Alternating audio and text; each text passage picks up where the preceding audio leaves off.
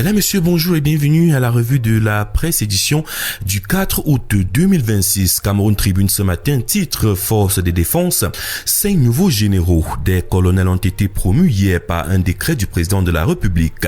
Lis les portraits de Mesmin Magloire Aristide Elundou, Raymond Jean-Charles Beko Abondor, Oumar Tchankou Mbombo Njinda, Wilson Epie Ngome, Eli Romance Mesui Zor, dans les pages 2 et 3 du journal Cameroun Tribune. Le quotidien Mutation n'est pas en reste et titre également depuis Genève des décrets armés. Le chef de l'État a promu 5 colonels liés au grade de général de brigade et nommé au ministère de la Défense. Le général de division Hippolyte Ebaka, désormais numéro 2 de l'état-major des armées. Boko Abondor, promu général de brigade et conforté à la tête de la garde présidentielle. Mesmin Elundou, adjoint du DGRE, promu général de brigade et nommé directeur central du CET.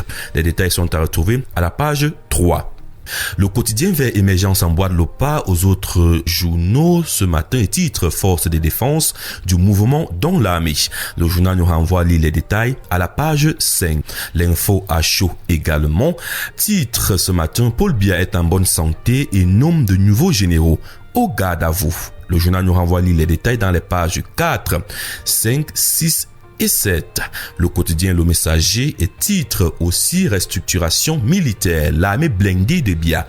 Depuis son refuge genevois, le président de la République a signé hier une série de décrets portant nomination et promotion de hauts responsables au sein des forces de défense, doublé d'une réorganisation stratégique majeure à la tête de la garde présidentielle et au ministère de la Défense. Les détails sont à retrouver à la page 2. Parlons d'autre chose cette fois-ci. La nouvelle expression s'intéresse à l'affaire Martinez-Zogo et titre en grande une où est passée la vidéo de la torture. Selon les avocats de la famille du journaliste, des vidéos relatives à la torture et au rendez-vous des accusés ont été retirées. Les détails de cette information sont à retrouver à la page 3. Le quotidien régional d'information du Nord Cameroun, L'Œil du Sahel, titre Extrême Nord, 72 civils tués et 308 personnes enlevées entre avril et juin 2026. Les détails sont à retrouver à la page 8. Le premier quotidien économique de la zone CEMAC s'intéresse au cacao et titre Difficile année 2026 pour les producteurs. Selon les prévisions, la chute des prix observée depuis mars va se poursuivre. Les détails sont à retrouver à la page 3.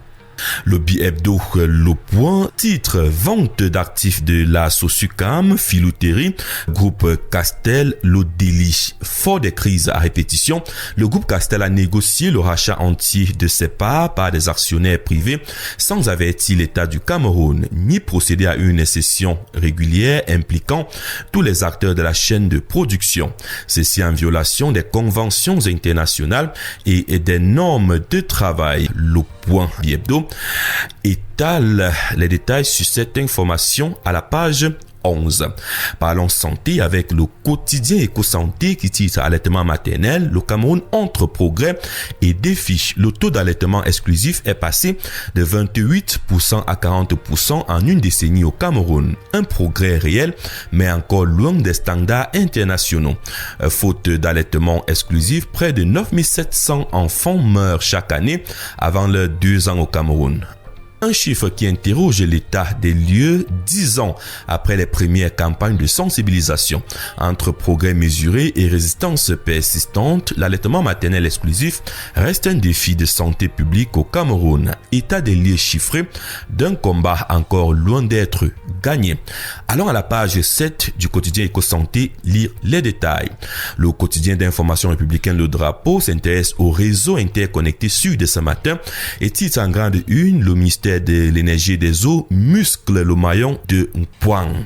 En visite d'inspection ce 3 août sur les chantiers de Mpouang et des Combité, le ministre de l'eau Gaston Elundou Essomba a évalué l'avancement du nouveau poste de transformation aux côtés de la Sonatrel et de l'ACEL. Le ministre a appelé à un resserrement du calendrier pour une livraison rapide tout en confirmant le paiement imminent des indemnités aux populations impactées. Un pas décisif pour fluidifier le transit de l'énergie hydroélectrique dans le sud. Les détails sont à retrouver dans les pages 3 et 4.